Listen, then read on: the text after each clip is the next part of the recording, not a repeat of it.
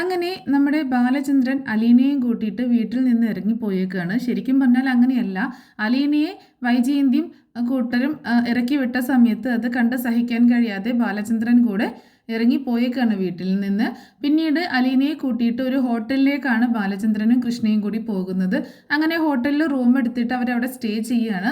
ഇതൊക്കെ കണ്ടിട്ട് കൃഷ്ണയ്ക്ക് ആകെ പേടിയാണ്. എന്താ വെച്ചാൽ നമ്മുടെ കുടുംബത്തിൽ ഇങ്ങനെയൊക്കെ സംഭവിക്കുന്നത്, ഇനിയിപ്പോൾ എന്ത് ചെയ്യും, നമ്മൾ വീട്ടിലേക്ക് പോകുന്നില്ലേ, നമ്മൾ ഇവിടെയാണോ താമസിക്കുന്നത് എന്നൊക്കെ ചോദിച്ച് കൃഷ്ണ പറയുമ്പോൾ, ഞാൻ അന്നേരമേ പറഞ്ഞതല്ലേ മോളോട് വണ്ടിയിൽ കയറണ്ട എന്ന്, നിനക്ക് അവിടെ ഇരിക്കാൻ പാടില്ലായിരുന്നു എന്ന് ചോദിക്കുകയാണ്. അച്ഛനെ ഞാൻ എങ്ങനെ തനിച്ചു വിടും, അച്ഛനെ എങ്ങോട്ടാണ് പോകുന്നതെന്നൊന്നും എനിക്കറിയത്തില്ലല്ലോ, അച്ഛൻ ഈ സമയത്ത് യാത്ര ചെയ്യാനോ അല്ലെങ്കിൽ ഇങ്ങനെ ടെൻഷൻ അടിക്കാനോ ഒരുപാട് സ്ട്രെയിൻ എടുക്കാനൊന്നും പാടില്ലല്ലോ, അതുകൊണ്ടാണ് ഞാൻ അച്ഛൻ്റെ കൂടെ വന്നത് എന്ന് പറയാണ് കൃഷ്ണമോള്. സ്നേഹത്തോടെ ബാലചന്ദ്രൻ കൃഷ്ണയുടെ തലയിൽ ഇങ്ങനെ തലോടുന്നുണ്ട് കേട്ടോ. എൻ്റെ മോൾക്ക് അച്ഛനോട് ഒരുപാട് സ്നേഹമാണെന്ന് എനിക്കറിയാം, നിന്നോട് എനിക്കുള്ള സ്നേഹം പോലെ തന്നെയാണ് എനിക്ക് അലീനയും, അവളെ പെരുവഴിയിൽ ഇറക്കി വിടാൻ നമുക്ക് പറ്റുമോ എന്ന് ചോദിക്കുകയാണ് കൃഷ്ണ. അതച്ഛാ, അലീന ചേച്ചി ഉള്ളത് കൊണ്ടല്ലേ വീട്ടിൽ ഇത്രയൊക്കെ പ്രശ്നങ്ങൾ ഉണ്ടാവുന്നത്, അതുകൊണ്ടല്ലേ അലീന ചേച്ചി ഇറക്കി വിട്ടത് എന്ന് ചോദിക്കുകയാണ്. മോൾക്ക് ഇഷ്ടമുണ്ടായിട്ടാണോ മോൾ അവിടെ നോക്കി നിന്നത്, നീ എന്നോട് ഒരു വാക്ക് പറഞ്ഞില്ലല്ലോ അലീന ചേച്ചി ഇറക്കി വിടുമ്പോൾ എന്ന് പറയുമ്പോൾ, എനിക്ക് പേടിയായിട്ടച്ചാ, അവരെല്ലോ എന്നോട് പറഞ്ഞു അറിയിക്കരുതെന്ന്, അങ്കിളും പറഞ്ഞു അമ്മയും പറഞ്ഞു അച്ഛനെ അറിയിക്കരുതെന്ന് എന്നെ ഭീഷണിപ്പെടുത്തി, അതുകൊണ്ടാണ് ഞാനൊന്നും പറയാതിരുന്നത് എന്ന് പറയാണ് കൃഷ്ണമോള്. സാരമില്ല, ഇനി ഇതൊക്കെ ഇങ്ങനെയൊക്കെ സംഭവിക്കുമെന്ന് ഞാൻ മുൻകൂട്ടി കണ്ടിട്ടുണ്ടായിരുന്നു, എന്താണെങ്കിലും ഇനി വരുന്നിടത്ത് വെച്ച് കാണാം എന്ന് പറയാട്ടോ. അന്നേരം അലീനയും ആകെ സങ്കടപ്പെട്ട് വിഷമിച്ച് ഇങ്ങനെ നിൽക്കുക കേട്ടോ. അലീന പറയുന്നുണ്ട്, സാർ ഞാൻ പൊക്കോളാം എന്ന് പറയുകയാണേ, നീ എവിടെയും പോകുന്നില്ല, എൻ്റെ കുടുംബത്തിൽ എൻ്റെ ജീവിതത്തിൽ ഇങ്ങനെയൊക്കെ സംഭവിച്ചതിൽ ഒരു പങ്ക് നിനക്കും ഉണ്ട്, നിഷേധിക്കാൻ പറ്റുമോ നിനക്ക് എന്ന് ചോദിക്കുക കേട്ടോ. അത് കേട്ടിട്ട് അലീന ഇങ്ങനെ സംശയത്തോട് കൂടിയിട്ട് നോക്കുന്നുണ്ട്. അപ്പോൾ അലീനയ്ക്ക് പേടി, ഇനി സാർ എന്തെങ്കിലും വിളിച്ച് പറയുമോ, കൃഷ്ണമോള് കേൾക്കുമോ എന്നൊക്കെ ഉള്ളൊരു പേടിയുണ്ട് കേട്ടോ. ഞാൻ ആകെ വിഷമിച്ചാണ് നിൽക്കുന്നത്. അപ്പോൾ ബാലചന്ദ്രൻ പറയുന്നുണ്ട്, നീ വിഷമിക്കൊന്നും വേണ്ട, ഇത് എവിടം വരെ പോകുമെന്ന് നമുക്ക് നോക്കാം, ഞാനങ്ങനെ വിട്ടുകൊടുക്കാനൊന്നും ഉദ്ദേശിച്ചിട്ടില്ല എന്ന് പറയണം. സാറിന് ഇത്തിരി ക്ഷമ കാണിച്ചൂടെ എന്ന് ചോദിക്കുമ്പോൾ, ഞാൻ ഒരുപാട് ക്ഷമിച്ചതാ മോളെ, ഇനി എനിക്ക് ക്ഷമിക്കാൻ പറ്റത്തില്ല എന്ന് പറയണം. എന്നിട്ട് അലീനയോട് ഇങ്ങനെ സംസാരിക്കുകയൊക്കെ ചെയ്യുന്നുണ്ട്. കൃഷ്ണമോളാണെങ്കിൽ ഇതൊക്കെ കേൾക്കുകയും ചെയ്യട്ടോ. അങ്ങനെ ഇവർ സംസാരിച്ചിരിക്കുകയാണ്. അതേസമയം മനുവിനാണെങ്കിൽ ഇവരെങ്ങോട്ടാണ് പോയത് എന്ന് അറിയാഞ്ഞിട്ട് ഭയങ്കര ടെൻഷനാണ് കേട്ടോ. അലീനയെ വീട്ടിൽ നിന്ന് ഇറക്കി വിട്ടു എന്ന് അറിയുകയും ചെയ്തു. കൃഷ്ണമോളെയും കൂട്ടിയിട്ട് ബാലചന്ദ്രൻ വീട്ടിൽ നിന്ന് ഇറങ്ങി പോവുകയും ചെയ്തു. ഇവർ അന്വേഷിച്ച് പോയിട്ടൊന്നും കണ്ടെത്താനൊന്നും സാധിച്ചില്ല.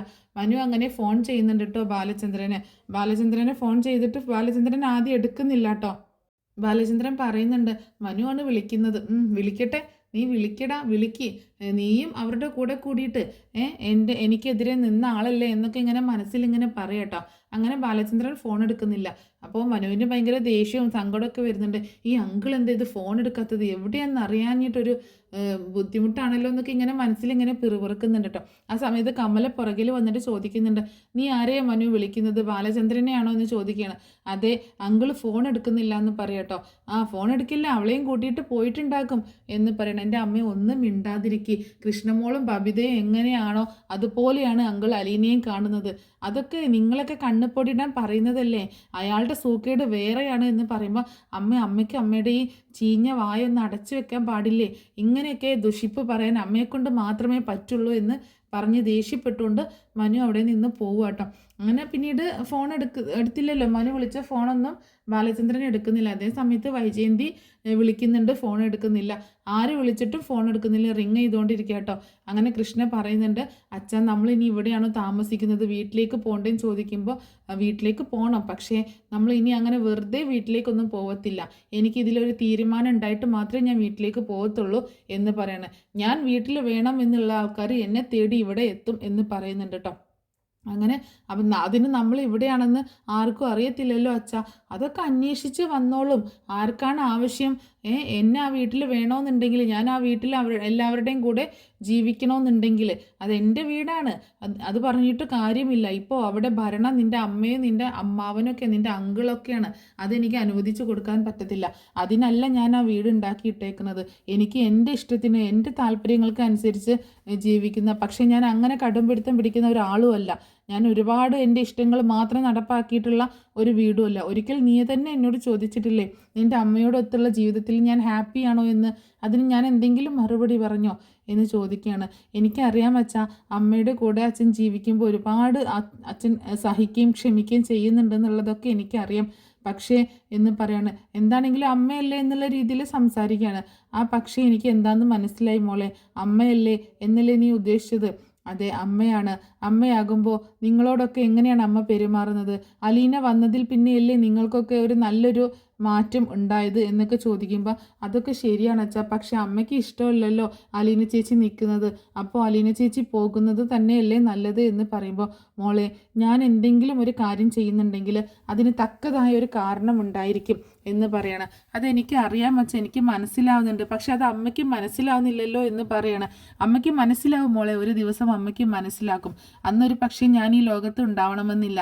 അന്ന് അമ്മ അറിയത്തുള്ളൂ എന്തായിരുന്നു ഇതിൻ്റെയൊക്കെ കാരണമെന്ന്, അന്നേ അമ്മ അറിയത്തുള്ളൂ എന്ന് പറയാട്ടോ. അങ്ങനെ പിന്നെയും മനുവിൻ്റെ കോള് വരിക കേട്ടോ. ആ സമയത്ത് സംസാരിച്ചുകൊണ്ട് നിൽക്കുന്ന സമയത്ത് മനുവിൻ്റെ കോള് വരികയാണ്. അപ്പോൾ ബാലചന്ദ്രൻ ഫോൺ എടുക്കുന്നുണ്ട് കേട്ടോ. അങ്കിളെ, ഇത് എവിടെയാണ്, എങ്ങോട്ടാ പോയത്, അലീന എന്തേ എന്നൊക്കെ ചോദിക്കുന്നുണ്ട് കേട്ടോ. എനിക്കറിയാൻ പാടില്ല അലീന എന്തേന്നുള്ളത്. അലീനയെ എല്ലാവരും കൂടെ വീട്ടിൽ നിന്ന് ഇറക്കി വിട്ടു എന്ന് പറയട്ടോ മനു. എന്നിട്ട് അങ്കിൾ അലീനയെ കണ്ടില്ല എന്ന് ചോദിക്കുമ്പോൾ ഞാൻ എങ്ങനെ കാണാനാണ്, ഞാൻ അറിയുന്നതിന് മുൻപ് തന്നെ അവർ വീട്ടിൽ നിന്ന് അലീനയെ ഇറക്കി വിട്ടു എന്ന് പറയണം. അങ്കിള് കാറെടുത്ത് പോകുന്ന വഴിയിൽ അലീനയെ എവിടെയും കണ്ടില്ല എന്ന് ചോദിക്കുമ്പോൾ ഞാനെങ്ങും കണ്ടൊന്നുമില്ല എന്ന് പറയുന്നുണ്ട് കേട്ടോ. അതോടെ കേട്ടപ്പോൾ മനുവിനാകെ ടെൻഷനാവുകയാണ്. അങ്കിള് കളിക്കല്ലേ, കാര്യം പറ, അങ്കിളിൻ്റെ കൂടെ അലീന ഉണ്ടോ എന്ന് ചോദിക്കുമ്പോൾ അപ്പോൾ ബാലചന്ദ്രൻ പറയുന്നുണ്ട് ഉണ്ട് എന്ന് പറയാട്ടോ. സമാധാനമായി. എന്നാലും അങ്കിളെ എന്താ അവിടെ സംഭവിച്ചത്, അങ്കിൾ എന്തിനാ വീട്ടിൽ നിന്ന് ഇറങ്ങിപ്പോയത് എന്ന് ചോദിക്കുമ്പോൾ പിന്നെ ഞാൻ എന്ത് ചെയ്യണമായിരുന്നു, എൻ്റെ വാക്കിന് വില കൽപ്പിക്കാത്ത ആ വീട്ടിൽ എൻ്റെ വാക്ക് വില കൽപ്പിക്കാതെ അലീനയെ വീട്ടിൽ നിന്ന് ഇറക്കി വിട്ടിട്ട് ഞാനത് കണ്ടിട്ട് നോക്കി നിൽക്കണമായിരുന്നോ, കയ്യും കെട്ടി നോക്കി നിൽക്കണമായിരുന്നോ എന്ന് ചോദിക്കുകയാണ്. അതല്ല അങ്കിളെ എന്ന് പറയുമ്പോൾ ഒന്നുമില്ല, പിന്നെ അലീന എവിടേക്ക് പോകും എന്നാണ് നീ ഉദ്ദേശിക്കുന്നത് എന്ന് ചോദിക്കുന്നുണ്ട് കേട്ടോ. അപ്പോൾ ബാലചന്ദ്രൻ അങ്ങനെ ദേഷ്യപ്പെട്ടുകൊണ്ട് സംസാരിക്കുമ്പോൾ മനു ചോദിക്കുന്നുണ്ട്, അങ്കിൾ എനിക്ക് അങ്കിളിനെ ഒന്ന് കാണണം, സംസാരിക്കണം, അങ്കിൾ ഇപ്പോൾ എവിടെയാണ് എന്നൊക്കെ ചോദിക്കുമ്പോൾ ബാലചന്ദ്രൻ ടൗണിൽ തന്നെയുള്ള കുറച്ച് നല്ലൊരു ഹോട്ടലിൻ്റെ പേര് പറഞ്ഞു കൊടുക്കണം കേട്ടോ. ഏത് ഹോട്ടലിലാണ് താമസിക്കണമെന്നുള്ളത് പറഞ്ഞു കൊടുക്കുന്നുണ്ട്. ഞാൻ വരാം അങ്കിളെ, ഞാൻ ഇപ്പം തന്നെ അങ്ങോട്ടേക്ക് വരാം എന്ന് പറയുമ്പോൾ ബാലചന്ദ്രൻ പറയുന്നുണ്ട്, ധൃതിയൊന്നുമില്ല മനു, ഇവിടെ ഒരു ദിവസം തങ്ങിയെന്ന് വിചാരിച്ചിട്ട് യാതൊരു കുഴപ്പം സംഭവിക്കാൻ പോകുന്നില്ല എന്ന് പറയണം. ഇല്ലെങ്കിലേ ഞാൻ അങ്ങോട്ടേക്ക് വരാം, എനിക്ക് അങ്കിളിനെ കാണണം, സംസാരിക്കണം എന്ന് പറയണം. എന്നാൽ നീ വാ, എനിക്കും നിന്നോട് കുറച്ച് കാര്യങ്ങൾ സംസാരിക്കാനൊക്കെ ഉണ്ട് എന്ന് പറയാട്ടോ. അങ്ങനെ ബാലചന്ദ്രനെ കാണാനായിട്ട് മനു ചെല്ലുകയാണ്. മനു അങ്ങനെ റൂമിൻ്റെ ഫ്രണ്ടിലെത്തിയിട്ട് കോളിംഗ് ബെല്ല് അടിക്കുന്ന സമയത്ത് അലീനയാട്ടോ പോയി, ബാലചന്ദ്രനാണ് പോയി ഡോറ് തുറക്കുന്നത്. അപ്പോൾ അലീന എന്തേ എന്ന് ചോദിക്കുന്ന സമയത്ത് അലീനയും കൃഷ്ണമോളും കൂടി അങ്ങോട്ടേക്ക് വരിക കേട്ടോ. എന്ത് പണിയാണ് അങ്കിളെ കാണിച്ചത് എന്ന് ചോദിക്കുമ്പോൾ ഞാനാണോ പണി കാണിച്ചത്, നിൻ്റെ കൊച്ചച്ഛനും നിൻ്റെ ആൻറ്റിയും കൂടിയല്ലേ ഇവളെ ആ മഴയത്ത് ഇറക്കി വിട്ടത്, ആ മഴയത്ത് ഗേറ്റിന് പുറത്താക്കി വാതിലടച്ച് ഇറക്കി വിട്ടത് അവരല്ലേ എന്ന് ചോദിക്കണം. ശരിയാണ്, അവർ ചെയ്തത് തെറ്റാണ്, ഏറ്റവും വലിയ തെറ്റാണ് അവർ ചെയ്തത്. ഒരു പെൺകുട്ടിയെ അങ്ങനെ പുറത്തേക്ക് ഇറക്കി വലിച്ചെറിയുക എന്നൊക്കെ പറഞ്ഞിട്ടുണ്ടെങ്കിൽ ഇതൊക്കെ എവിടെ നടക്കുന്നത് അങ്കിളെ, ഇങ്ങനെയൊന്നും ആരോടും ശത്രുക്കളോട് പോലും ചെയ്യാൻ പാടില്ല. അതൊന്നും എന്നോടല്ല നീ പറയേണ്ടത്, നിൻ്റെ കൊച്ചച്ഛനോടും നിൻ്റെ ആൻറ്റിയോടുമാണ് പറയേണ്ടത്. അവരുടെ തലയിലൊന്നും ഒരു കാര്യം പറഞ്ഞാൽ കയറത്തില്ലെങ്കിൽ അഹങ്കാരത്തിന് കയ്യും കാലും വെച്ച കണക്കാണ് രണ്ടുപേരും. ശരിക്കും പറഞ്ഞാൽ വൈജയാൻ്റിയും രാജീവ് അങ്കിളും ഏകദേശം ഒരേ സ്വഭാവക്കാരാണ്. അവരുടെ സ്വഭാവമൊക്കെ ഏകദേശം ഒന്നാണ്. അതുകൊണ്ട് രണ്ടു പേരോടും ഒരു കാര്യം അങ്ങോട്ടേക്ക് പറഞ്ഞിട്ട് കാര്യമില്ല എന്ന് പറയാണ്. പിന്നെയും അവിടെ കുറച്ചെങ്കിലും കാര്യങ്ങൾ പറഞ്ഞാൽ മനസ്സിലാവുന്നത് ഗംഗാധരൻ വല്യച്ഛനും എൻ്റെ അച്ഛനുമാണ് എന്ന് പറയാട്ടോ.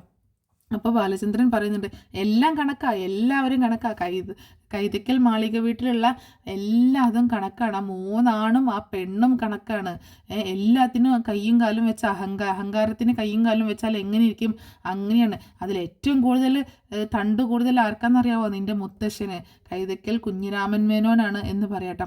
അപ്പോൾ മനു പറയുന്നുണ്ട്, അങ്ങനെയൊന്നും അല്ല അങ്കിൾ എന്തൊക്കെയാണ് പറയണത്, നിനക്കറിയില്ലല്ലോ മനു, അയാൾ ആരായിരുന്നു എന്നുള്ളത്, മരിച്ചുപോയി. എന്നാലും ദോഷം പറയാൻ പാടില്ല, പക്ഷേ പറഞ്ഞു പോകും. എന്നോട് കാണിച്ചതും ചെയ്തതും ഒക്കെ ഓർത്ത് കഴിഞ്ഞാലേ അങ്ങോട്ട് പറഞ്ഞു പോകും എന്ന് പറയാട്ടോ. അങ്കിൾ അതൊക്കെ കഴിഞ്ഞു പോയില്ലേ, എന്ത് കഴിഞ്ഞു പോയി മനു, ഒന്നും കഴിഞ്ഞു പോയിട്ടില്ല, ഇനി തുടങ്ങാൻ പോകുന്നതേ ഉള്ളൂ എന്ന് പറയണം. അങ്കിൾ എന്തൊക്കെയാ പറഞ്ഞു വരുന്നത്, എനിക്കൊന്നും മനസ്സിലാവുന്നില്ല എന്ന് പറയുമ്പോൾ അപ്പോൾ മനു ചോദിക്കുന്നുണ്ട്, അങ്കിളെ ഇനിയിപ്പോൾ എന്താ ഇനിയിപ്പോൾ ചെയ്യാൻ പോണത് എന്ന് ചോദിക്കട്ടോ. അപ്പോൾ ബാലചന്ദ്രൻ പറയുന്നുണ്ട്, നീ ഇപ്പോൾ തൽക്കാലം ഇത്രയും മനസ്സിലാക്കിയാൽ മതി, ബാക്കിയൊക്കെ ഞാൻ പിന്നീട് മനസ്സിലാക്കി തരാം എന്ന് പറയാണ്. അപ്പോൾ മനു ചോദിക്കുന്നുണ്ട്, ഇനിയിപ്പോൾ എന്താ ചെയ്യാൻ പോകുന്നത്, ഇവിടെ താമസിക്കാനാണോ, എത്ര നാൾ ഇവിടെ ഹോട്ടൽ റൂമിൽ താമസിക്കും, ആളുകളൊക്കെ അറിയത്തില്ലേ അങ്കിളെ, ഇതൊക്കെ അതൊക്കെ മോശമല്ലേ എന്ന് പറയുമ്പോൾ, ഞാൻ വീട്ടിലേക്ക് പോകണമെങ്കിൽ, ഇനി ഞാൻ ആ വീട്ടിലേക്ക് എത്തണമെങ്കിൽ എനിക്കൊരു കണ്ടീഷനുണ്ട്. ആ കണ്ടീഷൻ അംഗീകരിച്ചാൽ മാത്രമേ ഞാൻ വീട്ടിലേക്ക് പോകത്തുള്ളൂ എന്ന് പറയട്ടോ. എന്താണ് അങ്കിളുടെ കണ്ടീഷൻ എന്ന് ചോദിക്കുമ്പോൾ, ഞാൻ ആ വീട്ടിലേക്ക് പോകുന്നുണ്ടെങ്കിൽ അത് അലീനയും കൂട്ടിക്കൊണ്ട് തന്നെയായിരിക്കും. അലീനയെ അവിടെ നിന്ന് ആരും ഇനി വരാൻ പാടില്ല, ഇറക്കി വിടാനും പാടില്ല, അവളോട് ദേഷ്യപ്പെട്ട് സംസാരിക്കാനോ ഒന്നും പാടില്ല. പിന്നെ അവളെ കൊണ്ട് വീട്ടിലെ ജോലി എടുപ്പിക്കാൻ പാടില്ല, ഒരു കാര്യം ചെയ്യിപ്പിക്കാൻ പാടില്ല. അവളെ ഞാൻ വേറെ ജോലി ഏൽപ്പിക്കാൻ പോവാണ് എന്നൊക്കെ പറയട്ടോ. അങ്കിൾ എന്തൊക്കെയാണ് പറയണത്? അലീന പിന്നെ അവിടെ വന്നിട്ട് എന്ത് ചെയ്യാനാണ് ചോദിക്കുമ്പോൾ, അതല്ലേ ഞാൻ പറഞ്ഞത്, അലീനയ്ക്ക് ഞാൻ വേറെ ഒരു ജോലി കൊടുക്കാൻ പോവാണ്. ഇനി വീട്ടുവേലക്കാരി എന്നുള്ള ജോലി അലീന ഒഴിവാക്കിയേക്കാണ്. വീട്ടുവേലക്ക് വേണമെങ്കിൽ നിന്റെ ആൻറ്റി വേറെ ആളെ വെച്ചോട്ടെ, അതല്ലെങ്കിൽ നിന്റെ ആൻറ്റി തന്നെ സ്വയം പാചകം ചെയ്തോട്ടെ. എന്താണെങ്കിലും അലീനയെ കൊണ്ട് ഞാൻ ഇനി ജോലി ചെയ്യിപ്പിക്കാനൊന്നും പോകുന്നില്ല എന്ന് പറയണേ. അങ്കിൾ എന്തൊക്കെയാണ് പറയണത്, എനിക്കൊന്നും മനസ്സിലാവുന്നില്ല എന്ന് പറയട്ടോ മനു വീണ്ടും. അപ്പോൾ ബാലചന്ദ്രൻ പറയുന്നുണ്ട്, ഞാനിനി കടപ്പാട്ടൂർ വീട്ടിലേക്ക് എത്തണമെങ്കിൽ, നെടുമ്പുരയ്ക്കൽ വീട്ടിലേക്ക് എത്തണമെന്നുണ്ടെങ്കിൽ ഞാൻ പറയുന്ന ഈ കണ്ടീഷൻസൊക്കെ നിൻ്റെ ആൻറ്റിയും മറ്റുള്ളവരും അംഗീകരിച്ചേ പറ്റുള്ളൂ, എന്നാൽ മാത്രമേ ഞാൻ പോവത്തുള്ളൂ എന്ന് പറയട്ടോ. അങ്കിൾ എന്തിനാണ് ഇത്രയും വാശി പിടിക്കുന്നത്? അതും ഒരു ഹോം നേഴ്സിന് വേണ്ടിയിട്ട്. അലീനയെ ഞാനല്ലേ അങ്കിളെ കൂട്ടിക്കൊണ്ടുവന്നത്, മുത്തശ്ശൻ പറഞ്ഞിട്ട്. എനിക്കല്ലേ കൂടുതൽ ഉത്തരവാദിത്തം. പിന്നെ അങ്കിൾ എന്തിനാണ് അലീനയ്ക്ക് വേണ്ടിയിട്ട് ഇങ്ങനെയൊക്കെ വാദിക്കുന്നത് എന്നൊക്കെ ചോദിക്കുക കേട്ടോ. അപ്പോൾ ബാലചന്ദ്രൻ അലീനയോട് ചോദിക്കുന്നുണ്ട്, ശരിയാണോ അലീന, എന്നേക്കാൾ കൂടുതൽ ഉത്തരവാദിത്തം മനുവിനാണോ നിൻ്റെ ജീവിതത്തിൽ എന്ന് ചോദിക്കുമ്പോൾ അലീന ഒന്നും മിണ്ടുന്നില്ല കേട്ടോ. നീ വാ തുറന്ന് പറ, നീ പറ. നിന്നെ കൂട്ടിക്കൊണ്ടുവന്നത്, എഗ്രിമെൻ്റ് സൈൻ ചെയ്ത് കൊണ്ടുവന്നതൊക്കെ മനുവാണ്, ശരി, സമ്മതിച്ചു.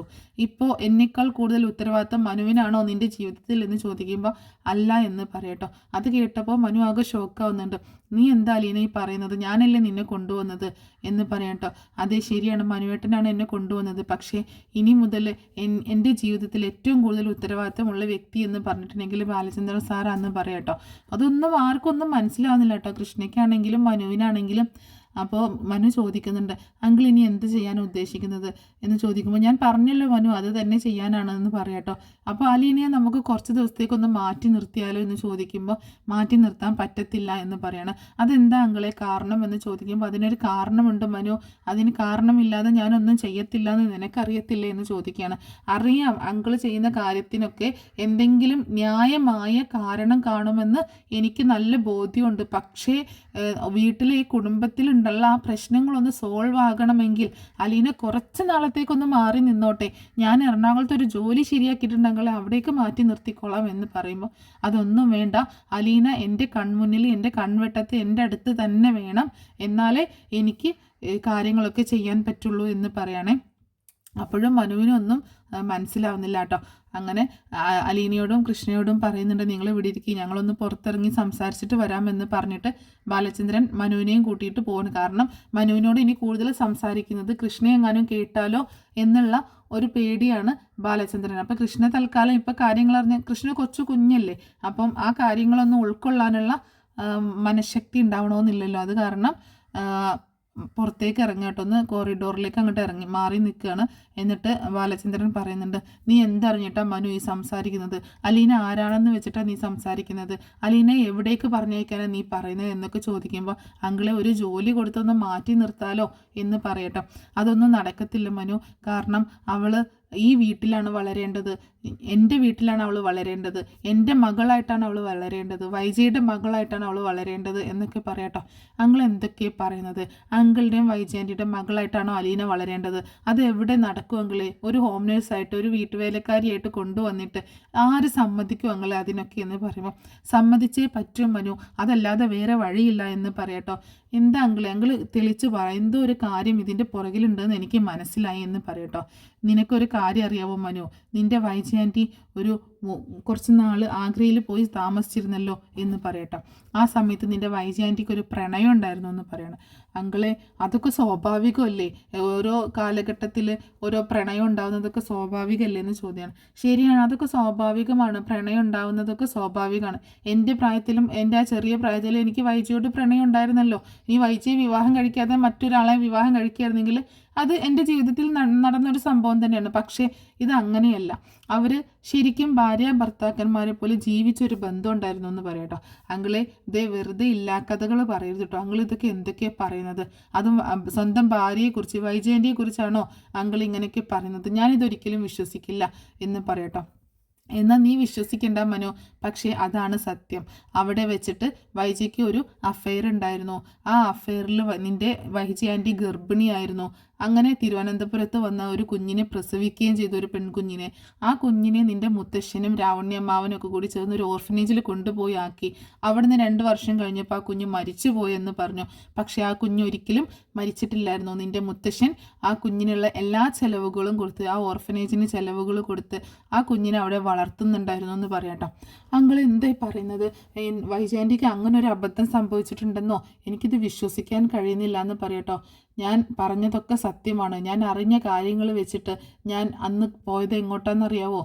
നിൻ്റെ വല്യച്ഛൻ്റെ അടുത്തേക്കാണ്, ഗംഗാധര മേനോൻ്റെ അടുത്തേക്ക്, നീലഗിരിയിലേക്ക്. അവിടെ പോയിട്ട് ഞാൻ എല്ലാ കാര്യങ്ങളും മനസ്സിലാക്കി.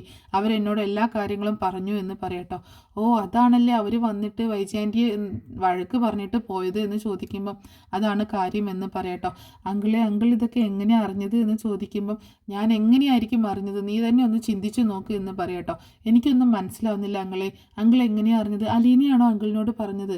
അലീനയ്ക്ക് അറിയാവോ അതാരാണെന്ന് എന്നൊക്കെ ചോദിക്കുമ്പോൾ അലീനയ്ക്ക് അറിയാം.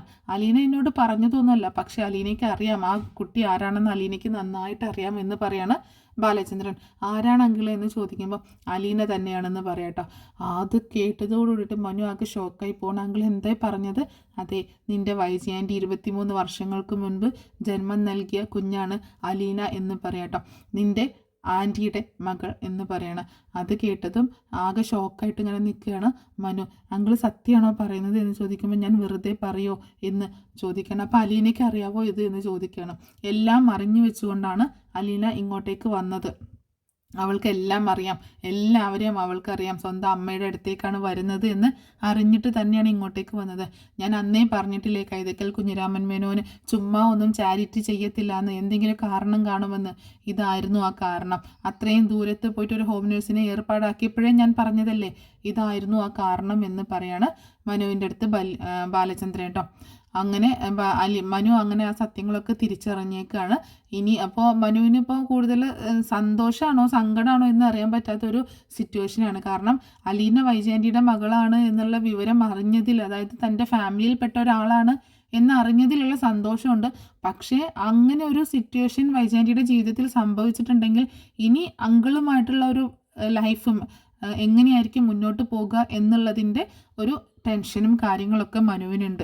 എന്താണെങ്കിലും എല്ലാ കാര്യങ്ങളും ബാലചന്ദ്രൻ അറിയിച്ചിരിക്കുകയാണ്. എന്നിട്ട് ബാലചന്ദ്രൻ പറയുന്നുണ്ട്, തൽക്കാലം നീ ഇത് അറിഞ്ഞതായിട്ട് അലീനയോട് മുന്നിൽ പറയണ്ട, അലീനയുടെ അടുത്ത് പറയണ്ട, നിൻ്റെ മനസ്സിൽ വെച്ചാൽ മതി. സമയം വരട്ടെ, ആ സമയത്ത് നമുക്കിത് അലീനയോട് സംസാരിക്കാം. അതിൻ്റെ കൂടുതൽ കാര്യങ്ങളൊന്നും ഞാൻ അവളോട് ചോദിച്ചിട്ടില്ല. ഇനി അതൊക്കെ സംസാരിക്കണം, പക്ഷേ ഈ പ്രശ്നം ഒന്ന് തണുക്കട്ടെ എന്ന് പറയണം. അപ്പോൾ നീ പറ, അലീനയെ ഞാൻ പറഞ്ഞയക്കണോ അതോ കൂടെ നിർത്തണോ എന്ന് ചോദിക്കുമ്പോൾ മനുവിന് വേറെ രണ്ടാമതൊന്നും ആലോചിക്കേണ്ടി വന്നില്ല കേട്ടോ. മനു പറയുന്നുണ്ട്, അലീനയെ ഒരിക്കലും വിട്ട് കളയരുതെങ്കിലേ, അലീനയെ വിട്ട് കളയരുത്, നമുക്ക് കൂടെ നിർത്തണം, ഞാനുണ്ട് അങ്കിളുടെ കൂടെ എന്ന് പറയട്ടോ. അതാണ് നമുക്ക് വേണ്ടത് എന്ന് പറയുന്നുണ്ട് ബാലചന്ദ്രൻ. അങ്ങനെ അവർ രണ്ടുപേരും കൂടെ റൂമിലേക്ക് തിരിച്ചെത്തുന്ന സമയത്ത് മനു ആണെങ്കിൽ അലീനയെ കണ്ടിട്ട് ഇങ്ങനെ നോക്കി നിൽക്കുക കേട്ടോ. ഭയങ്കര സന്തോഷമാണോ സങ്കടമാണോ എന്തോ അങ്ങനത്തെ ഒരു ഫീലിങ്ങിലാണ് നോക്കി നിൽക്കുന്നത്. എന്താ മനുവേട്ടാന്ന് ചോദിക്കുമ്പോൾ ഒന്നുമില്ല എന്ന് പറയുന്നുണ്ട് കേട്ടോ. അപ്പോൾ ബാലചന്ദ്രൻ മനുവിനെ ഒന്ന് കണ്ണിറുക്കി കാണിക്കുകയും ചെയ്യുന്നുണ്ട്.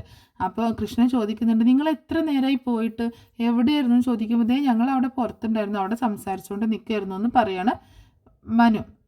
അങ്ങനെ കൃഷ്ണ ചോദിക്കുന്നുണ്ട്, മനുവേട്ട അച്ഛനോട് ഒന്ന് പറ, വീട്ടിലേക്ക് പോകാമെന്ന് അച്ഛനോട് ഒന്ന് പറ, ഇവിടെ എത്ര ദിവസം ഇങ്ങനെ താമസിക്കുക, ആരെങ്കിലുമൊക്കെ അറിയത്തില്ല, എനിക്ക് സ്കൂളിൽ പോവണ്ടേ എന്നൊക്കെ ചോദിക്കുന്നുണ്ട് കേട്ടോ. അപ്പോൾ ബാലചന്ദ്രൻ പറയുന്നുണ്ട്, എടാ മനു, എന്നാൽ നീ ഒരു കാര്യം ചെയ്യേ, അലീനയെ ഒന്ന് കൊണ്ടുപോയി വീട്ടിലേക്ക് ആക്ക് എന്ന് പറയാട്ടോ. അപ്പോൾ അലീനയല്ല സോറി കൃഷ്ണമോളെ കൊണ്ടുപോയി വീട്ടിലേക്ക് ആക്കുക എന്ന് പറയുമ്പോൾ കൃഷ്ണ പറയുന്നുണ്ട്, ഇല്ല ഞാൻ പോവത്തില്ല അച്ഛാ, ഞാൻ പോവത്തില്ല, അച്ഛനെ വിട്ടിട്ട് ഞാൻ പോവത്തില്ല എന്ന് പറയണം. അപ്പോൾ മനു പറയുന്നുണ്ട്, അത് വേണ്ട അങ്കിളെ, കൃഷ്ണമോളും കൂടി ഇവിടെ നിൽക്കട്ടെ, അങ്കിളും അലീനയും തനിച്ചാണ് ഇവിടെ നിൽക്കുന്നതെങ്കിൽ ഇനി അത് വേറൊരു രീതിയിലായിരിക്കും പുറത്ത് പറഞ്ഞുണ്ടാക്കുക, അതുകൊണ്ട് അലീന കൂടി ഇവിടെ കൃഷ്ണമോളും കൂടി ഇവിടെ നിൽക്കട്ടെ എന്ന് പറയാണ് മനു.